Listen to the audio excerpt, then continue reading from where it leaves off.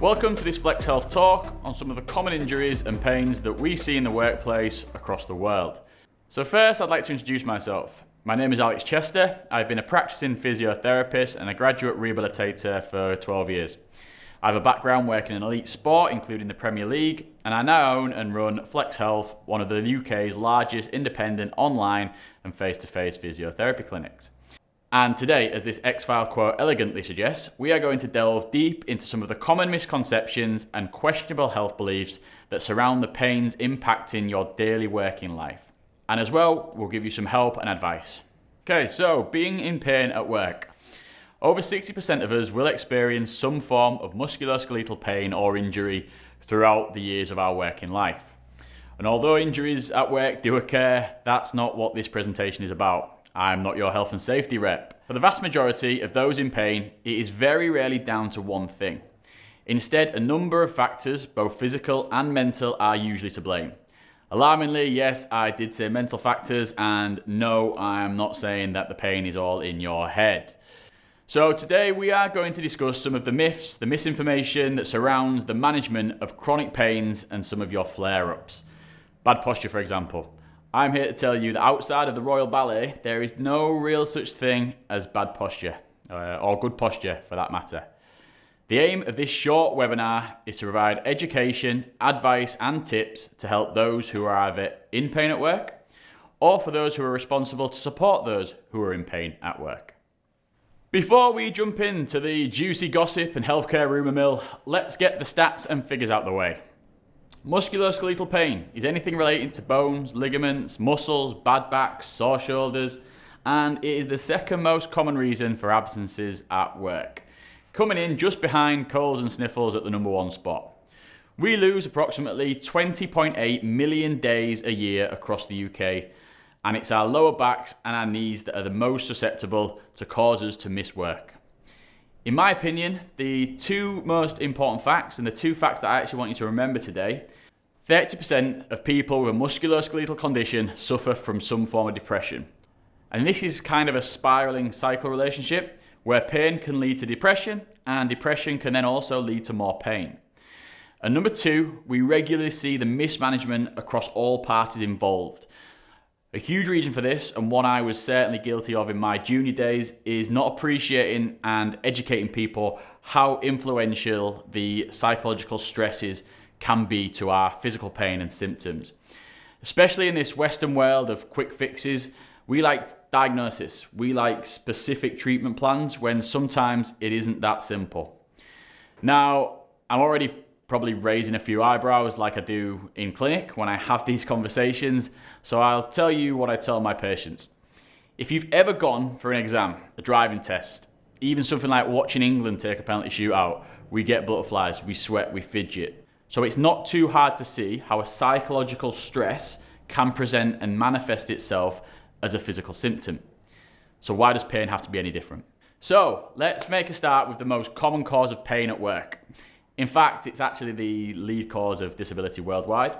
It is also one of the lead reasons for absence days from work. But who is most at risk to have episodes of pain in their back? Believe it or not, the most at risk are the sedentary, desk-bound workers, closely followed by moderately demanding job. So these guys combine for a total of 73% of lower back sufferers.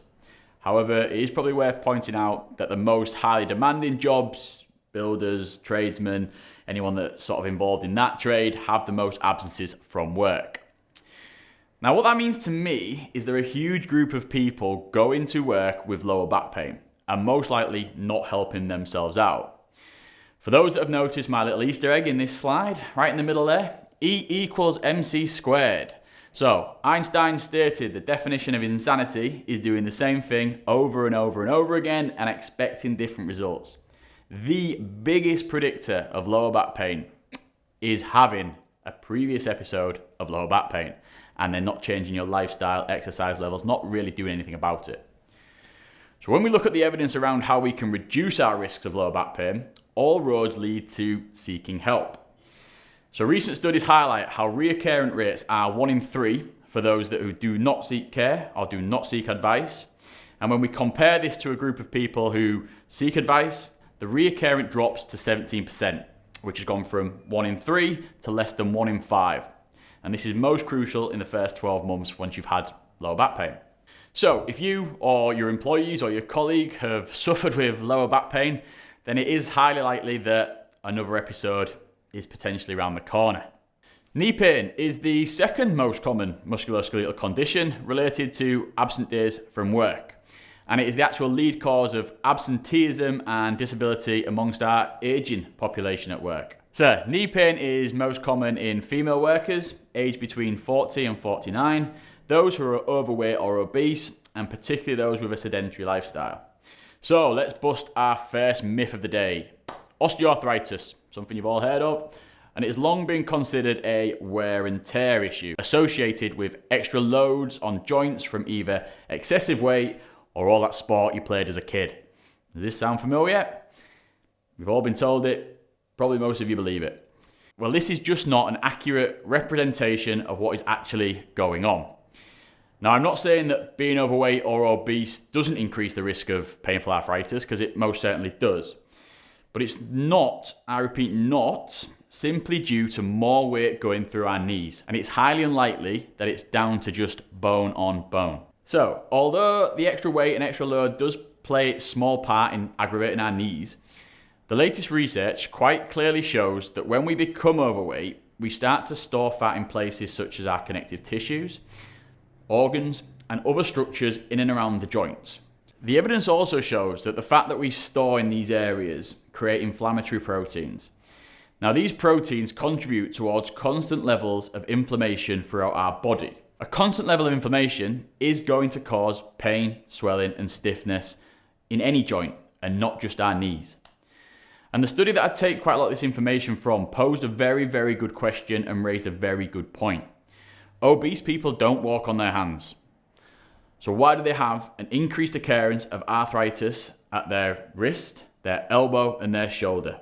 Now, I wouldn't be a true physio without promoting exercise and rehab and all those sort of things, which is definitely one way to manage your weight, manage your pain, and strengthen up certain areas of your body. And there is abundance of research proving how exercises can reduce and cure those with knee pain, which is a good job because I'd be out of work. Which brings me nicely onto exercise. So, exercise doesn't mean training for a marathon or competing against Arnie in the gym, but instead it could be increasing your step count slightly, aiming to be able to go up and down stairs without pain or even run out of breath. The great thing about exercise is that when it's done right, we see a direct result and we can use it to achieve goals. The saying, motion is lotion. Just moving can really help us feel better and reduce our pain, no matter where it is. Movement is how every joint in our body stays healthy. It's how it lubricates itself, it's how it passes nutrients between cells, and just stays generally healthy. This is potentially why those who sit for a long period of time are worse off. So let's start with knee pain. Certain types of knee pain have a direct relationship between strength and pain.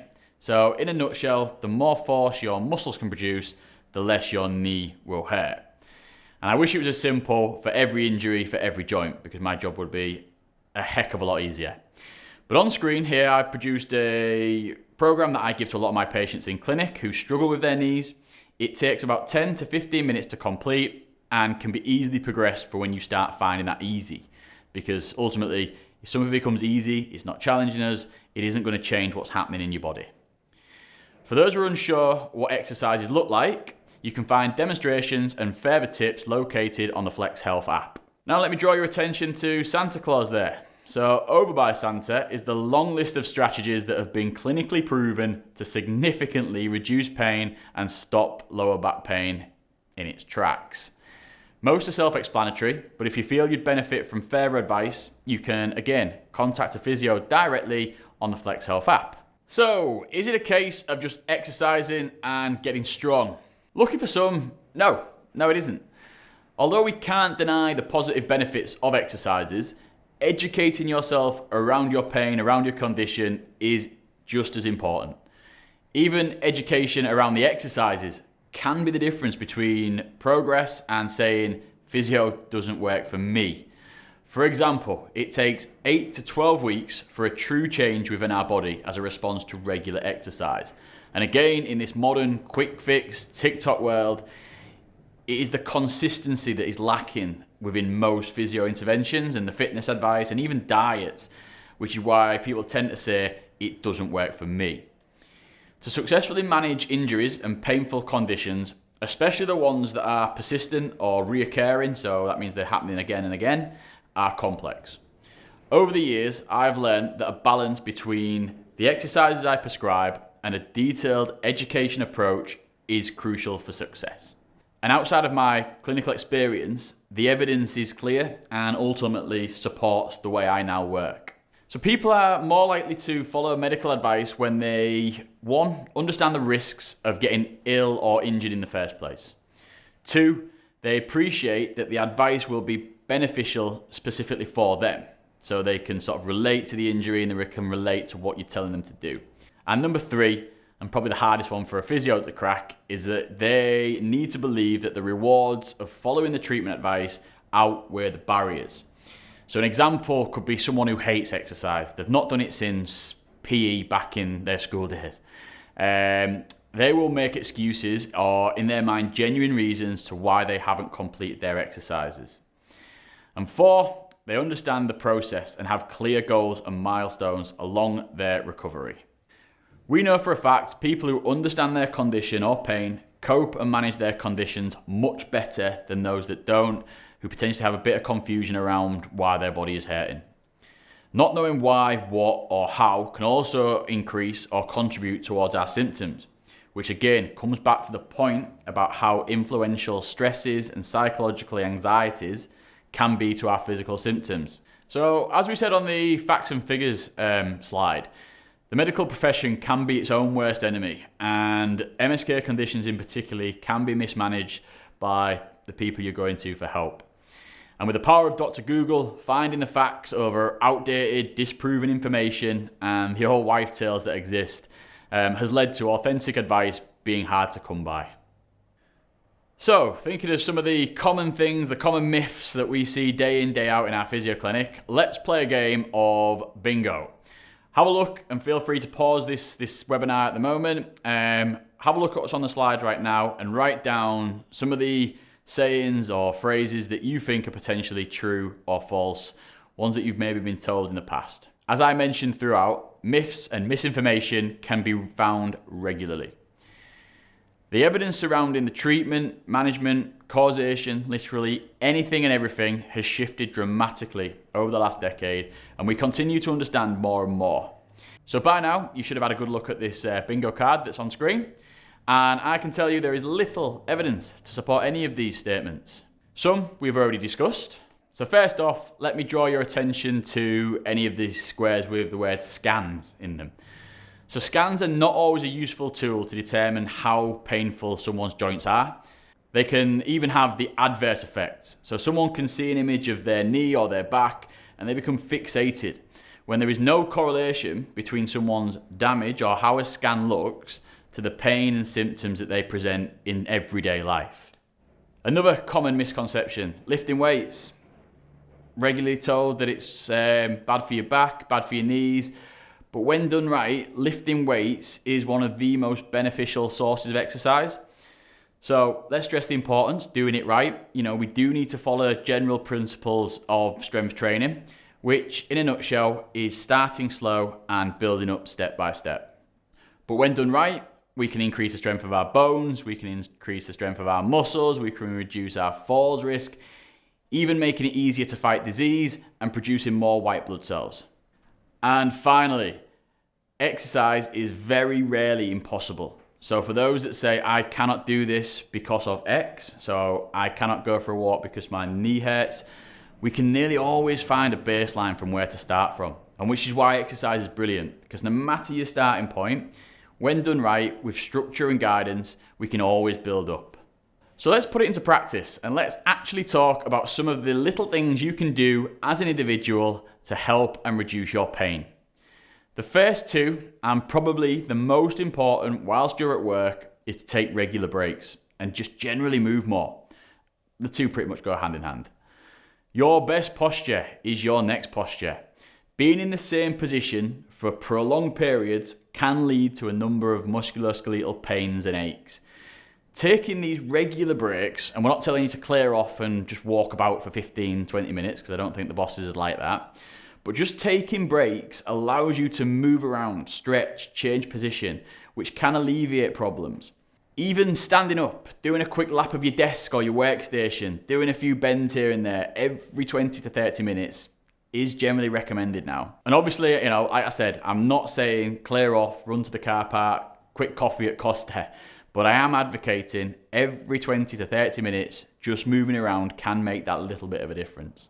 As well as taking these mini breaks, taking your scheduled breaks that you are entitled to is also very, very important. And it can help us combat burnout as well as helping us with our aching bodies. There are also fun activities that we can do, such as setting physical challenges, so a walking challenge or a cycling challenge with your colleagues. Group activities with healthy competitions are also a good way to stay healthy at work. So as well as the obvious tips and moving more, which we've just delivered to you, ensuring you are aware of your work's policies and reporting procedures are just other little ways of reducing your pain. And all of these little techniques build up. Knowing who to discuss your concerns with, it can help your experiences with pain by ensuring that you are not stressing your body too much and potentially doing the job of two people. Being understaffed or not having the appropriate tools or support to complete your role can again manifest itself and contribute towards pain, especially over a period of time. And again, back into the psychological stresses, we know if you've got something else to worry about, of not knowing who to turn to, who to go to at work, to report your concerns, can also feed into the pain you're experiencing. We cannot ignore the impact that psychological stresses and anxieties have on pain. And work stresses are no exception. Promoting a happy and secure environment where employees feel valued can reduce the level of illness. If we look at the slides here, we can see happy employees tend to take 10 times less sick days than those who are not happy. And when we look at things like job insecurity, for example, there is actual evidence to show that someone can experience genuine pain when they feel their job may be taken away from them. And probably more interestingly, when we look deeper at these studies that observe pain in those who are unhappy at work, it's all self-reported data. This is someone saying, my back is hurting and it is a 9 out of 10 today. Which, personally, I think this gives a lot of support and relevance to what the evidence is saying. Because when we look at the people who take themselves out of work, especially in the first few days, they're usually undiagnosed. They are self-rating their pain and they're coming to a decision that I'm in too much pain to go to work today. And again, as you can see on the slide, being happy at work leads to a huge 10 times less sick days. Now, considering we know 28% of all sick days are due to musculoskeletal conditions, we can safely assume there is a link between companies who have happy employees, have less employees that have time off work due to their MSK conditions. So what makes a good job? Amongst the characteristics of a good job, according to the UK and worldwide publications, are job security, a level of control over decisions that affect you directly, having a genuine community and friendship group at work, and feeling valued and equally feeling challenged. Ways we can promote these good work characteristics are acts like annual staff appraisals and reviews, not just the ones for disciplinary measures, setting targets and goals for personal development and career progressions. And when appropriate, being open and sharing the thought process behind some of the business decisions, especially when it's affecting the employee themselves. All these methods are things I can strongly vouch for. And I can tell you a true story about a company who have always had great employee retention, high job rate satisfaction, and one who recently took the decision to shift to a 4-day working week. From conception to rollout of the 4-day working week, they involved every member of the workforce, the full-time, the part-time, across all roles. And once in play, they regularly reviewed the new working pattern, using things with feedback forms, regular appraisals, one-to-one, and they came to a routine that worked for everyone across the board. That company was actually called Flex Health, which is my physiotherapy company, And crucially, what we also found was that the more we listened to their input, the better their performance came clinically and due to their...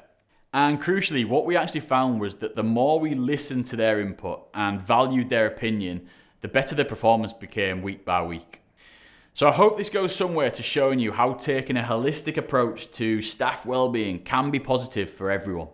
So hopefully the information within this webinar has busted some of the common myths, which is one of our main aims, such as pain doesn't always mean you're damaged. Educating yourself can be the difference between success and failure in relation to managing your MSK conditions. And it is important not to ignore symptoms. Seeking the correct advice can positively change your day-to-day life, reduce the aches and pains that you're suffering at work.